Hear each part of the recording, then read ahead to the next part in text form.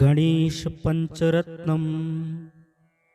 मुदाकरात् मोदकं सदा विमुक्ति साधकं कलाधरावतंसकं विलासिलोकरंजकं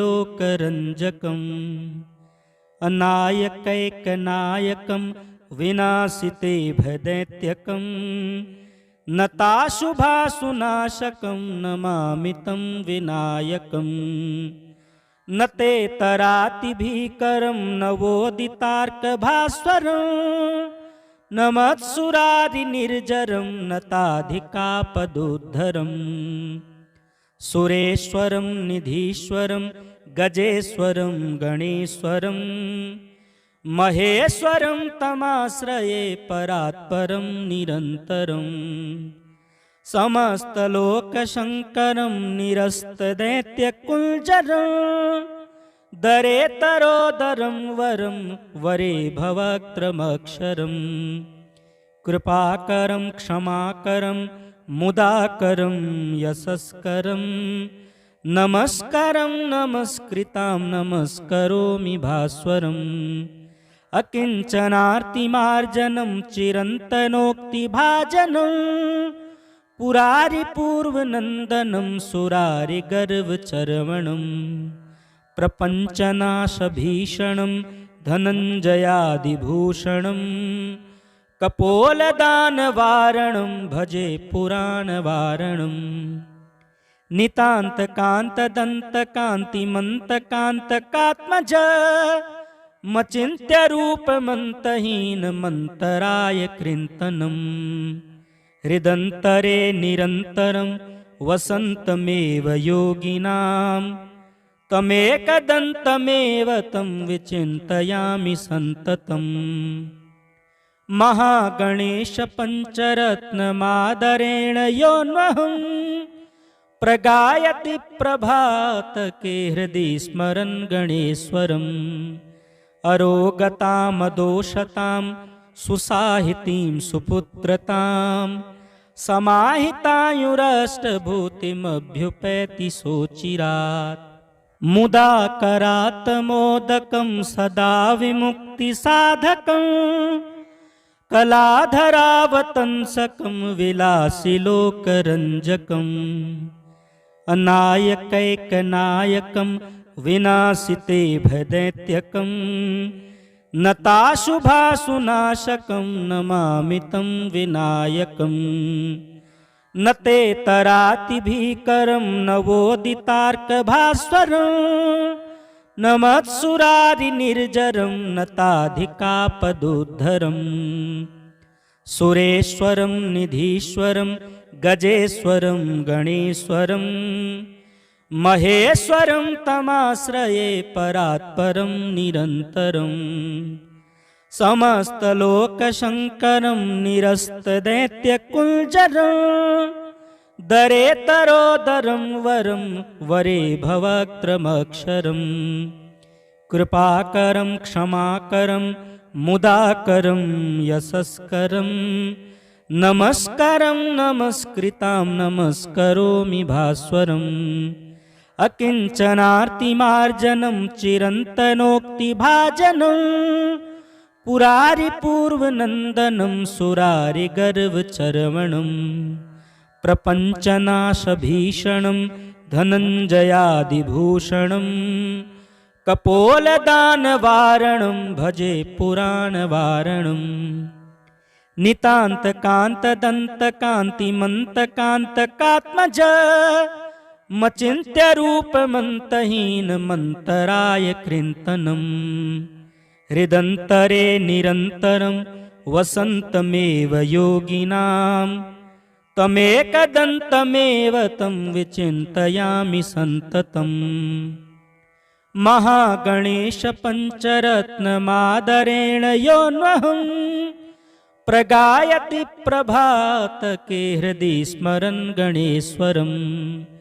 अरोगतामदोषतां सुसाहितीं सुपुत्रतां समाहितायुरष्टभूतिमभ्युपैति सोचिरात् मुदाकरात् मोदकं सदा विमुक्तिसाधकं कलाधरावतंसकं विलासिलोकरञ्जकम् अनायकैकनायकं विनाशिते भदैत्यकम् नताशुभासुनाशकं नमामि तं विनायकम् न ते तरातिभीकरं नवोदितार्कभास्वरं न मत्सुरारिनिर्जरं नताधिकापदोद्धरम् सुरेश्वरं निधीश्वरं गजेश्वरं गणेश्वरं महेश्वरं तमाश्रये परात्परं निरन्तरम् समस्तलोकशङ्करं निरस्तदैत्यकुञ्जरं दरेतरोदरं वरं वरे भवक्त्रमक्षरम् कृपाकरं क्षमाकरं मुदाकरं यशस्करं नमस्कारं नमस्कृतां नमस्करोमि भास्वरम् अकिञ्चनार्तिमार्जनं चिरन्तनोक्तिभाजनं पुरारिपूर्वनन्दनं सुरारिगर्वचर्वणं प्रपञ्चनाशभीषणं धनञ्जयादिभूषणं कपोलदानवारणं भजे पुराणवारणम् नितान्तकान्तदन्तकान्तिमन्तकान्तकात्मज मचिन्त्यरूपमन्तहीनमन्तराय कृन्तनम् हृदन्तरे निरन्तरं वसन्तमेव योगिनां तमेकदन्तमेव तं विचिन्तयामि सन्ततम् महागणेशपञ्चरत्नमादरेण यो न्वहं प्रगायति प्रभातके हृदि स्मरन् गणेश्वरम् अरोगतामदोषतां सुसाहितीं सुपुत्रतां समाहितायुरष्टभूतिमभ्युपैति सोचिरात् मुदाकरात् मोदकं सदा विमुक्तिसाधकं कलाधरावतंसकं विलासिलोकरञ्जकम् अनायकैकनायकं विनाशिते भदैत्यकं नताशुभासुनाशकं नमामि तं विनायकम् न ते तरातिभीकरं नवोदितार्कभास्वरं न मत्सुरारिनिर्जरं नताधिकापदोद्धरम् सुरेश्वरं निधीश्वरं गजेश्वरं गणेश्वरं महेश्वरं तमाश्रये परात्परं निरन्तरम् समस्तलोकशङ्करं निरस्तदैत्यकुञ्जरं दरेतरोदरं वरं वरे भवक्त्रमक्षरम् कृपाकरं क्षमाकरं मुदाकरं यशस्करं नमस्कारं नमस्कृतां नमस्करोमि भास्वरम् अकिञ्चनार्तिमार्जनं चिरन्तनोक्तिभाजनं पुरारिपूर्वनन्दनं सुरारिगर्वचर्वणं प्रपञ्चनाशभीषणं धनञ्जयादिभूषणं कपोलदानवारणं भजे पुराणवारणम् नितान्तकान्तदन्तकान्तिमन्तकान्तकात्मज मचिन्त्यरूपमन्तहीनमन्तराय कृन्तनम् हृदन्तरे निरन्तरं वसन्तमेव योगिनां तमेकदन्तमेव तं विचिन्तयामि सन्ततम् महागणेशपञ्चरत्नमादरेण यो न्वहं प्रगायति प्रभातके हृदि स्मरन् गणेश्वरम् अरोगतामदोषतां सुसाहितीं सुपुत्रतां समाहितायुरष्टभूतिमभ्युपैति सोचिरात् मुदाकरात् मोदकं सदा विमुक्तिसाधकं कलाधरावतंसकं विलासिलोकरञ्जकम् अनायकैकनायकं विनाशिते भदैत्यकं नताशुभाशुनाशकं नमामि तं विनायकम् न ते तराति भीकरं नवोदितार्कभास्वरं न मत्सुरारिनिर्जरं नताधिकापदुद्धरम् सुरेश्वरं निधीश्वरं गजेश्वरं गणेश्वरं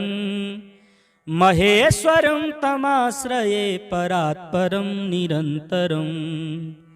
समस्तलोकशङ्करं निरस्तदैत्यकुञ्जरं दरेतरोदरं वरं वरे भवक्त्रमक्षरं कृपाकरं क्षमाकरं मुदाकरं यशस्करं नमस्कारं नमस्कृतां नमस्करोमि भास्वरम्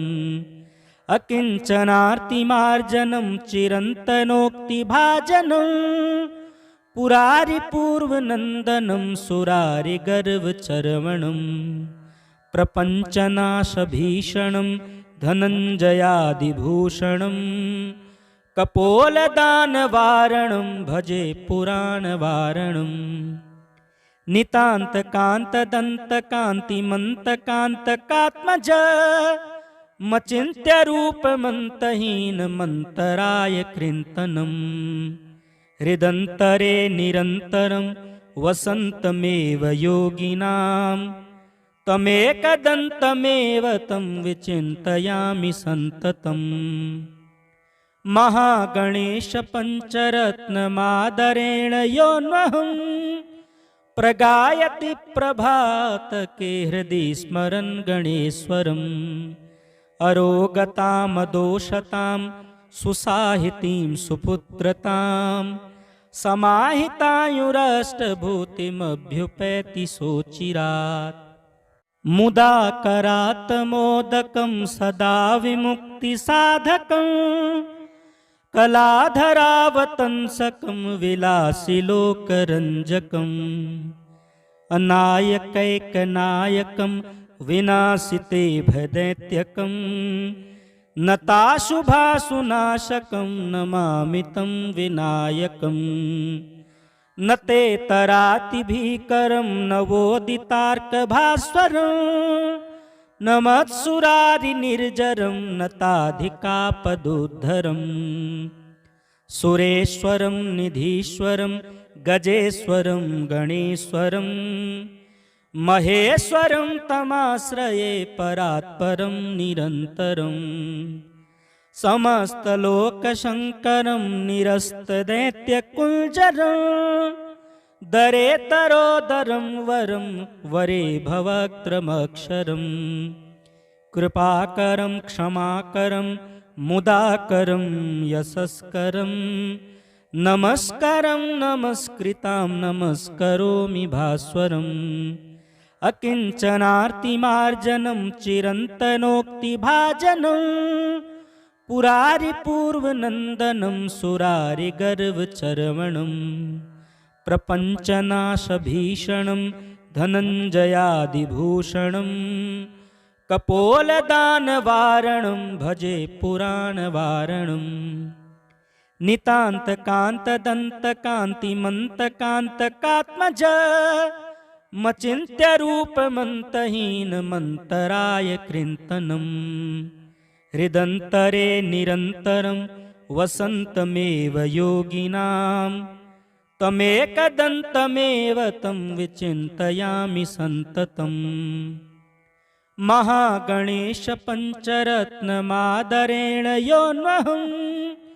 प्रगायति प्रभातके हृदि स्मरन् गणेश्वरम् अरोगतामदोषतां सुसाहितीं सुपुत्रतां समाहितायुरष्टभूतिमभ्युपैति सोचिरात्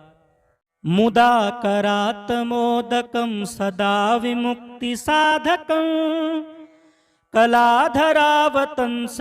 विलासिलोकरञ्जकम् अनायकैकनायकं विनाशिते भदैत्यकं नताशुभाशुनाशकं नमामि तं विनायकम् न ते तराति भीकरं नवोदितार्कभास्वरं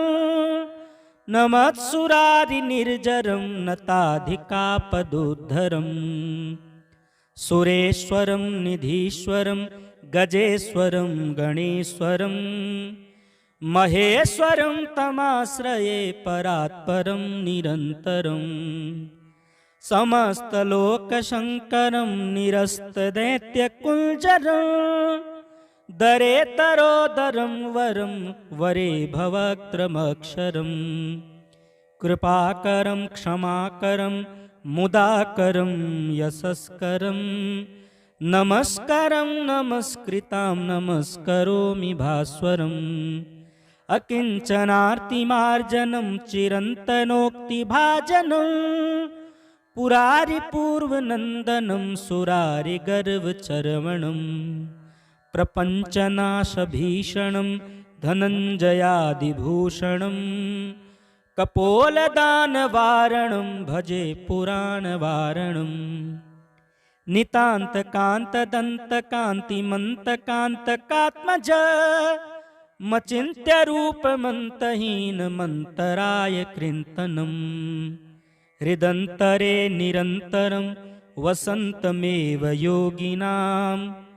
तमेकदन्तमेव तं विचिन्तयामि सन्ततम् महागणेशपञ्चरत्नमादरेण योऽन्वहं प्रगायति प्रभातके हृदि स्मरन् गणेश्वरम् अरोगतामदोषतां सुसाहितीं सुपुत्रतां समाहितायुरष्टभूतिमभ्युपैति सोचिरात्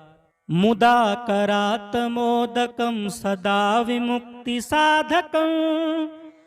कलाधरावतंसकं विलासिलोकरञ्जकम् अनायकैकनायकं विनाशिते भदैत्यकं नताशुभासुनाशकं नमामि तं विनायकम् न ते तराति भीकरं नवोदितार्कभास्वरं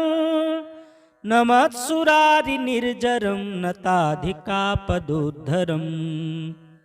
सुरेश्वरं निधीश्वरं गजेश्वरं गणेश्वरं महेश्वरं तमाश्रये परात्परं निरन्तरम् समस्तलोकशङ्करं निरस्तदैत्यकुञ्जरं दरेतरोदरं वरं वरे भवक्त्रमक्षरम् कृपाकरं क्षमाकरं मुदाकरं यशस्करं नमस्कारं नमस्कृतां नमस्करोमि भास्वरम् अकिञ्चनार्तिमार्जनं चिरन्तनोक्तिभाजनं पुरारिपूर्वनन्दनं सुरारिगर्वचर्वणं प्रपञ्चनाशभीषणं धनञ्जयादिभूषणं कपोलदानवारणं भजे पुराणवारणम् नितान्तकान्तदन्तकान्तिमन्तकान्तकात्मज मचिन्त्यरूपमन्तहीनमन्तराय कृन्तनम् हृदन्तरे निरन्तरं वसन्तमेव योगिनां तमेकदन्तमेव तं विचिन्तयामि सन्ततम् महागणेशपञ्चरत्नमादरेण योऽन्वहं प्रगायति प्रभातके हृदि स्मरन् गणेश्वरम् अरोगतामदोषतां सुसाहितीं सुपुत्रतां समाहितायुरष्टभूतिमभ्युपैति सोचिरात् मुदाकरात् मोदकं सदा विमुक्तिसाधकं कलाधरावतंसकं विलासिलोकरञ्जकम् अनायकैकनायकं विनाशिते भदैत्यकं नताशुभासुनाशकं नमामि तं विनायकम् न ते तराति भीकरं नवोदितार्कभास्वरं नमत्सुरारिनिर्जरं नताधिकापदुद्धरम् सुरेश्वरं निधीश्वरं गजेश्वरं गणेश्वरं महेश्वरं तमाश्रये परात्परं निरन्तरम् समस्तलोकशङ्करं निरस्तदैत्यकुञ्जरं दरेतरोदरं वरं वरे भवक्त्रमक्षरं कृपाकरं क्षमाकरं मुदाकरं यशस्करं नमस्कारं नमस्कृतां नमस्करोमि भास्वरम् अकिञ्चनार्तिमार्जनं चिरन्तनोक्तिभाजनं पुरारिपूर्वनन्दनं सुरारिगर्वचर्वणं प्रपञ्चनाशभीषणं धनञ्जयादिभूषणं कपोलदानवारणं भजे पुराणवारणम् नितान्तकान्तदन्तकान्तिमन्तकान्तकात्मज मचिन्त्यरूपमन्तहीनमन्तराय कृन्तनं हृदन्तरे निरन्तरं वसन्तमेव योगिनां तमेकदन्तमेव तं विचिन्तयामि सन्ततम् महागणेशपञ्चरत्नमादरेण योऽन्वहं प्रगायति प्रभातके हृदि स्मरन् गणेश्वरम् अरोगतामदोषतां सुसाहितीं सुपुत्रतां समाहितायुरष्टभूतिमभ्युपैति सोचिरात् मुदाकरात्मोदकं सदा विमुक्तिसाधकं कलाधरावतंसकं विलासिलोकरञ्जकम् अनायकैकनायकं विनाशिते भदैत्यकं नताशुभासुनाशकं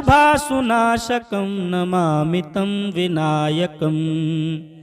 न ते तरातिभीकरं नवोदितार्कभास्वरं नमत्सुरारिनिर्जरं नताधिकापदुद्धरम्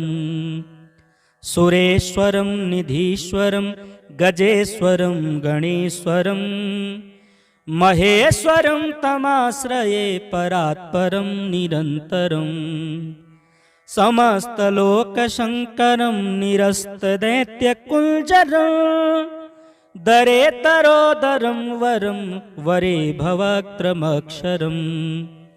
कृपाकरं क्षमाकरं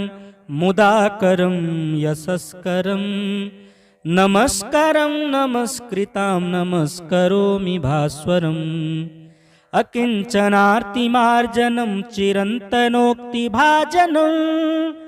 पुरारिपूर्वनन्दनं सुरारिगर्वचर्वणं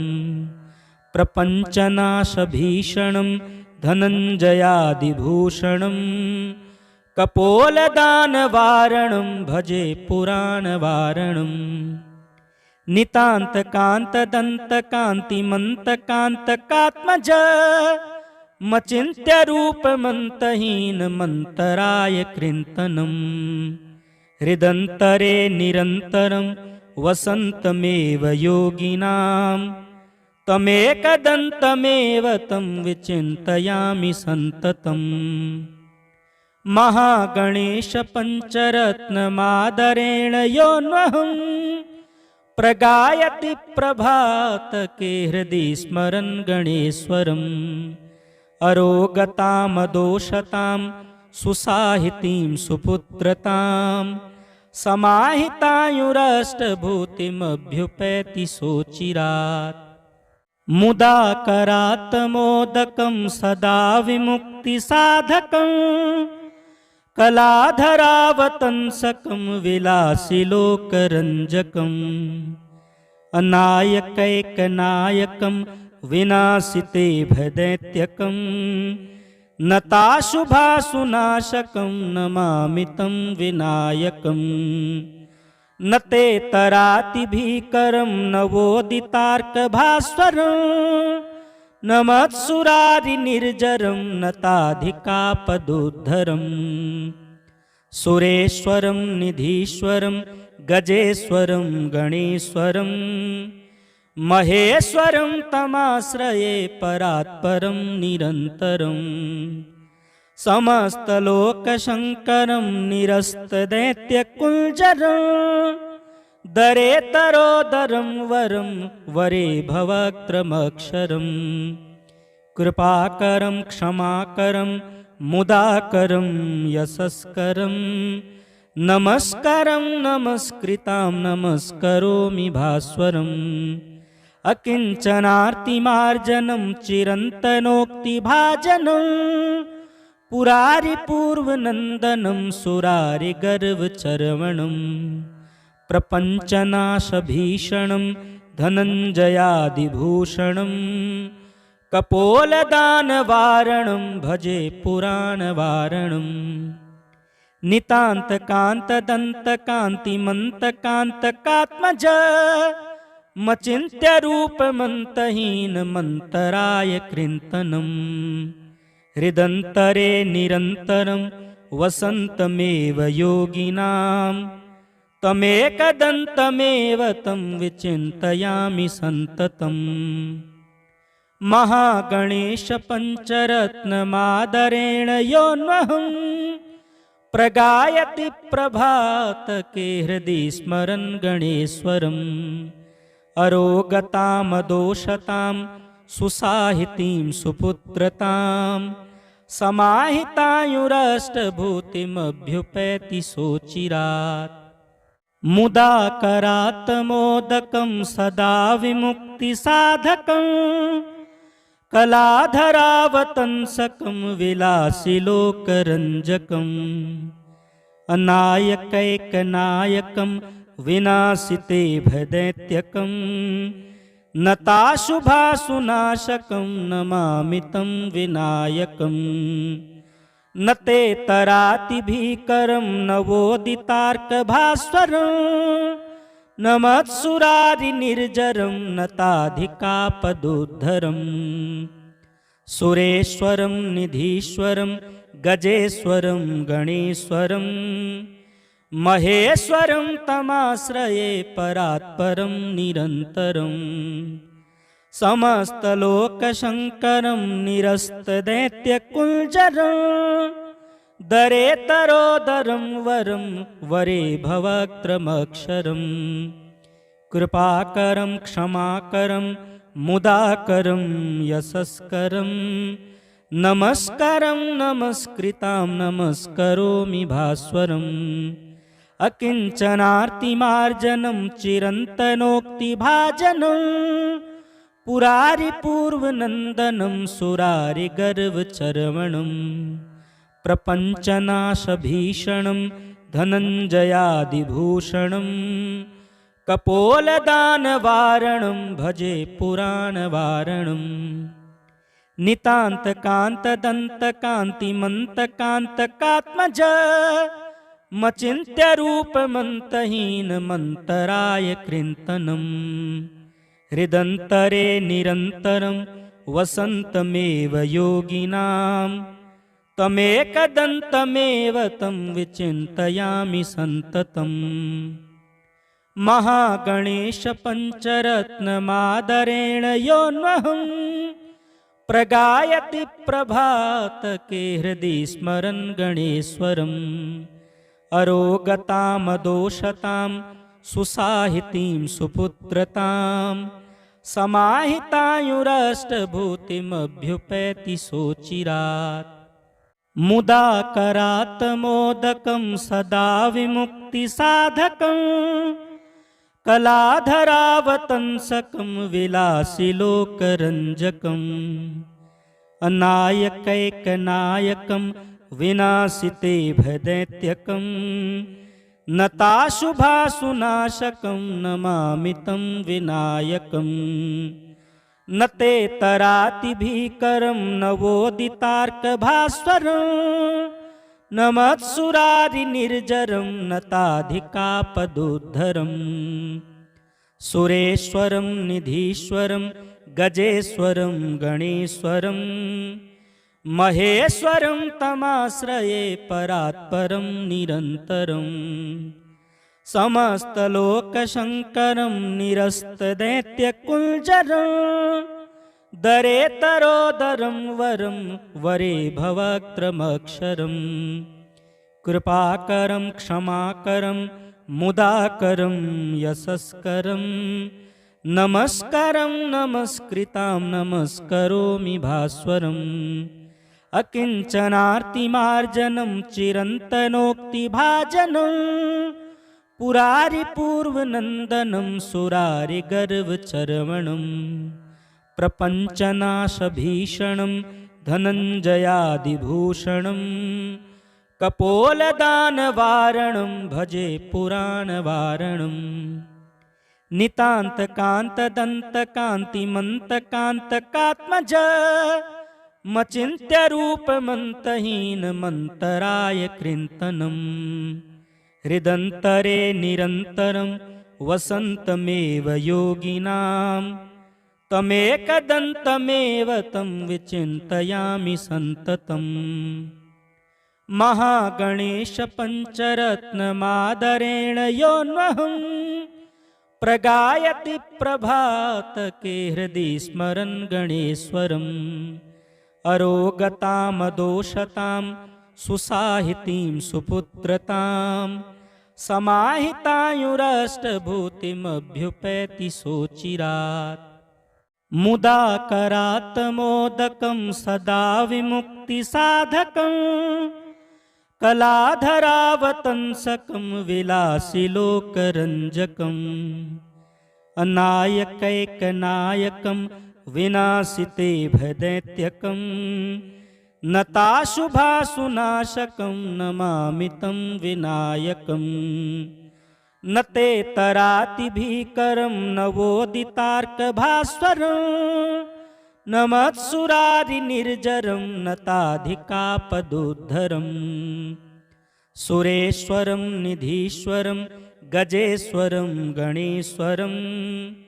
महेश्वरं तमाश्रये परात्परं निरन्तरं समस्तलोकशङ्करं निरस्तदैत्यकुञ्जरं दरेतरोदरं वरं वरे भवक्त्रमक्षरं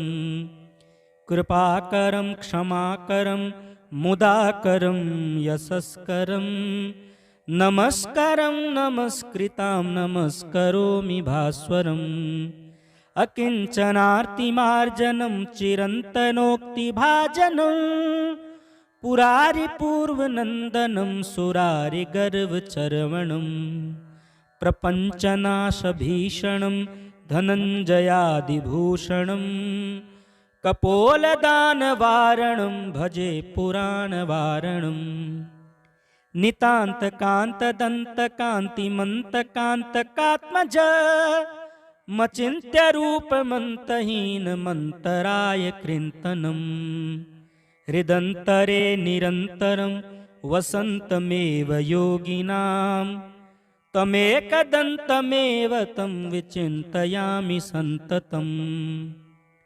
महागणेशपञ्चरत्नमादरेण योऽन्वहं प्रगायति प्रभातके हृदि स्मरन् गणेश्वरम् अरोगतामदोषतां सुसाहितीं सुपुत्रतां समाहितायुरष्टभूतिमभ्युपैति सोचिरात्